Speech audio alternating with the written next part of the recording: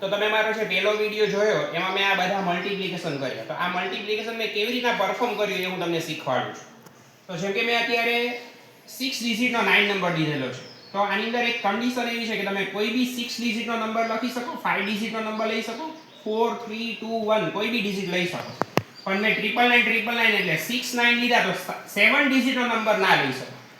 હવે મેં આ મલ્ટીપ્લિકેશન કેવી રીતના પરફોર્મ કર્યું? તો સૌથી પહેલા તો આ જે નંબર દીધેલો છે ને એમાંથી તમારે 1 માઈનસ કરી દેવાનું. તો આમાંથી 1 માઈનસ કરીએ તો આન્સર શું આવશે? 1 2 3 4 5 5. એ બરોબર આની નીચે લખી દેવાનું. જો ફરીથી હું રિપીટ કરું છું સ્ટેપ 1 શું છે કે મેં 1 2 3 4 5 6 થી મારે આ મલ્ટીપ્લાય કરવું છે તો મેં આમાંથી 1 માઈનસ કરી દીધું એટલે નંબર આવ્યો 1 2 3 4 5 5. હવે હું બરોબર આ 999 માંથી લેફ્ટ થી રાઈટ સાઈડ માઈનસ કરું છું 1 2 3 4 5 5 એટલે સૌથી પહેલા તો 9 1 કર્યું એટલે 9 2 કર્યું એટલે 7, 9 3 કર્યું એટલે 6, 9 4 કર્યું એટલે 5, 9 5 કર્યું એટલે 4 અને 9 5 કર્યું એટલે 4. તો આ એનો આન્સર છે.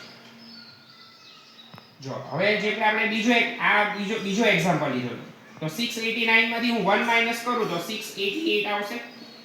અને હવે હું આ માઈનસ કરું છું 9 6 3, 9 8 1, 9 8 1. એ તમે ત્રીજું એક્ઝામ્પલ લીધું 9999 મલ્ટીપ્લાય 3 4 7 8. હું આ નંબરમાંથી 1 માઈનસ કરું એટલે આન્સર આવશે 3 4 7 7.